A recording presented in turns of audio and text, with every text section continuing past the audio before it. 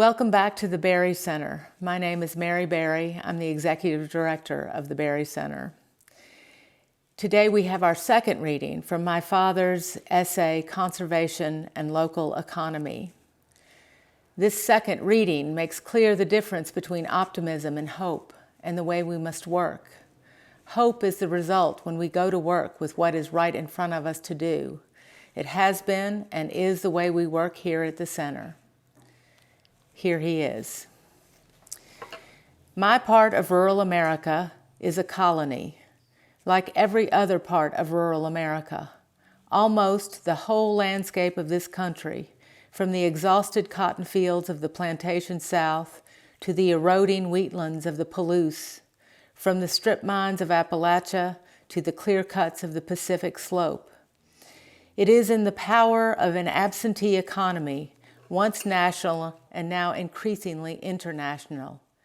That is, without limit in its greed and without mercy in its exploitation of land and people.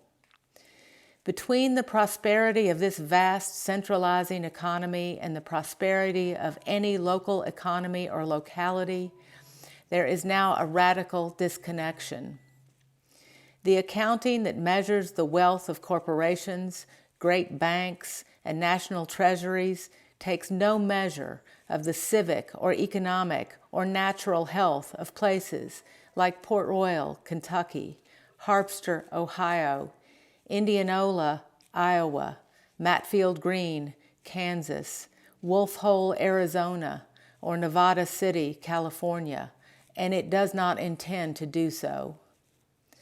In 1912, according to William Allen White, the county in the United States with the largest assessed valuation was Marion County, Kansas.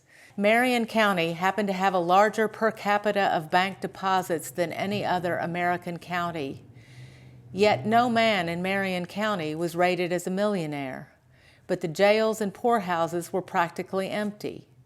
The great per capita of wealth was actually distributed among the people who earned it. This, of course, is the realization of that dream that is sometimes called Jeffersonian, but it is really the dream of the economically oppressed throughout human history. And because this was a rural county, White was not talking just about bank accounts.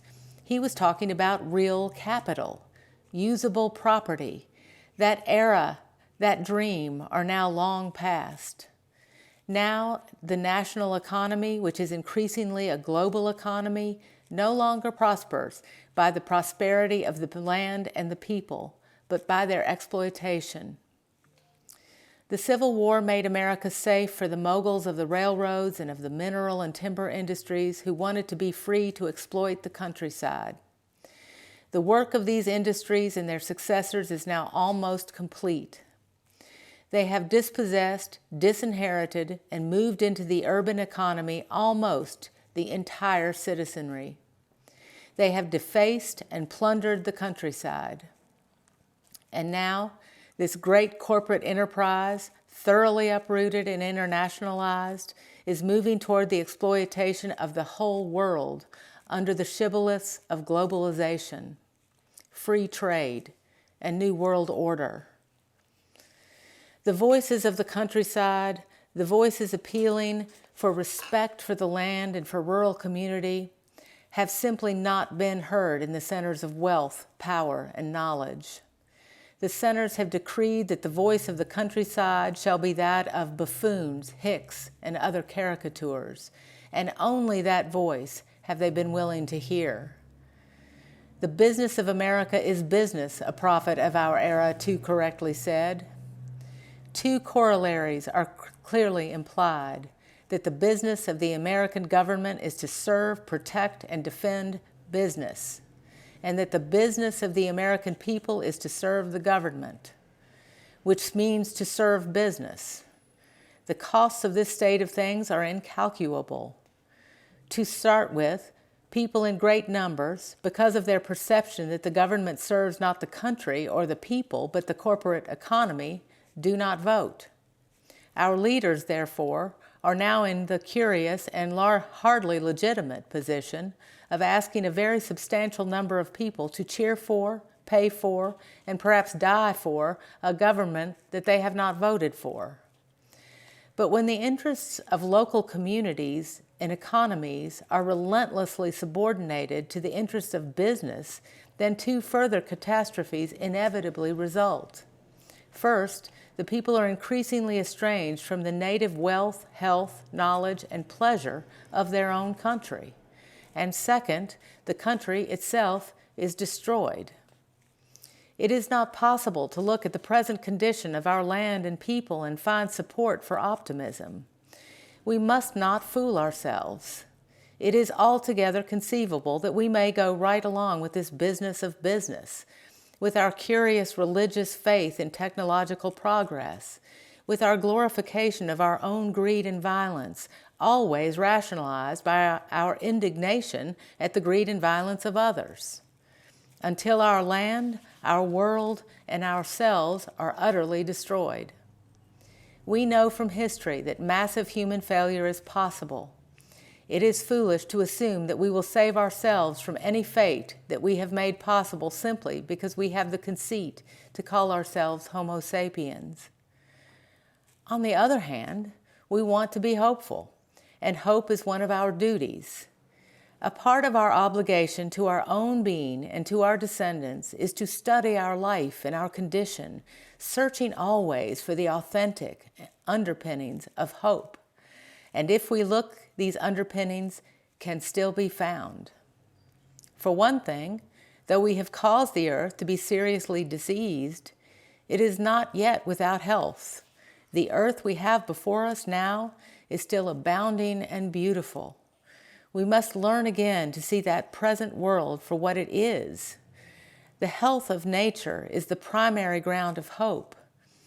If we can find the humility and wisdom to accept nature as our teacher, the pattern of land stewardship is set by nature. This is why we must have stable rural economies and communities. We must keep alive in every place the human knowledge of the nature of that place. Nature is the best farmer and forester, for she does not destroy the land in order to make it productive. And so, in our wish to preserve our land, we are not without the necessary lessons, nor are we without instruction in our cultural and religious tradition necessary to learn those lessons.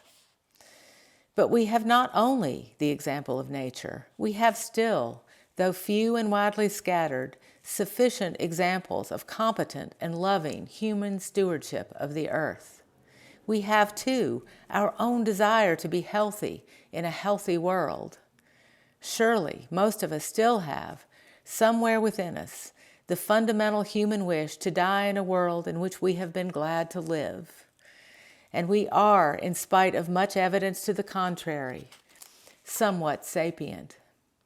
We can think, if we will, if we know carefully enough who, what, and where we are, and if we keep the scale of our work small enough, we can think responsibly. These assets are not the gigantic, technical, and costly equipment that we tend to think we need, but they are enough. They are, in fact, God's plenty. Because we have these assets, which are the supports of our legitimate hope, we can start from where we are and with what we have and imagine and work for the healings that are necessary. Thank you, and I'll see you next week.